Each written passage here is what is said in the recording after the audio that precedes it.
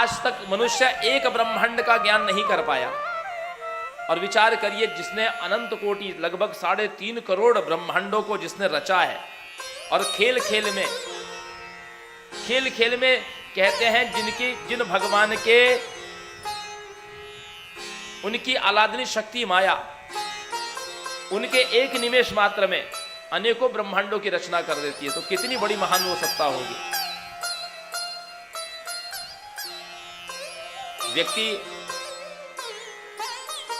उन्हीं बातों पर विश्वास करता है, श्रद्धा करता है जो उसने देखा है, पढ़ा है या सुना है। लेकिन ये संसार असीम है, अनंत है।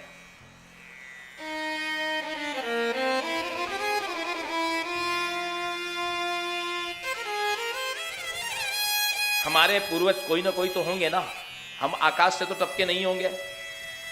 जैसे हमारे पिता हैं, पिता के पिता जैसे हमारे दादा हैं, दादा के पिता हमारे परदादा हैं, उनके भी कोई पिता होंगे, उनके भी कोई पिता होंगे।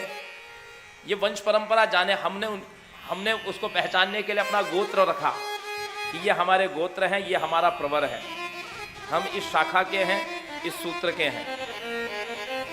अब नए समय में अब लोग गोत्र को भी जानना जरूरी नहीं समझते, उनको पता ही नहीं होता कि हम किस गोत्र के हैं। अपने गोत्र को नहीं जानना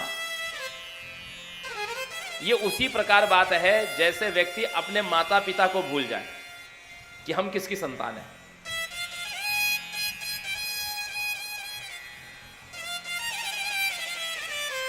व्यक्ति अपने अस्तित्व को ही स्वीकार नहीं कर रहा है। हमारे यहां शास्त्र में बताया गया कि आप पितरों की पूजा करो, आप पितृऋण से युक्त हैं, आप पितरों की पूजा करिए। अभी इस साल बहुत प्रचार हुआ,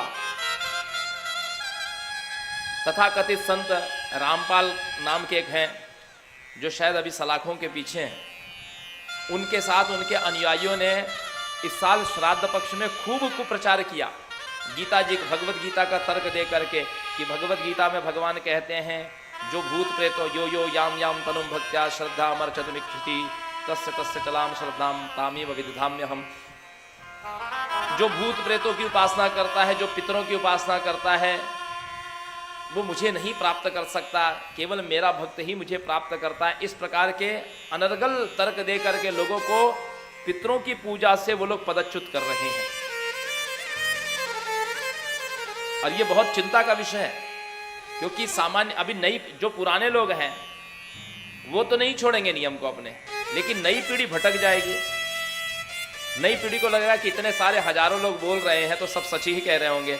और उन्होंने श्रीमद् भगवत गीता का, चलो कुरान से कहा होता, बाइबल से कहा होता तो लोगों को समझ में आता, लेकिन वो भगवत गीता का तर्क दे रहे हैं, जबकि भगवत गीता का वो अर्थ नहीं है। भगवान कहते हैं मद भक्त्या यान्ति मामपि, मेरा भक्त, मुझे मेरी उपासना करने वाला मुझे प्राप्त होता है। ये बात बिल्कुल ठीक है, लेकिन ये किसके लिए कहा भगवान ने? जो भगवान की उपासना छोड़कर केवल पितरों की ही उपासना करते हैं उनके लिए कहा। जो भगवान की उपासना छोड़ करके केवल भूत प्रेतों की या देवताओं की उपासना कर रहे हैं उनके लिए कहा।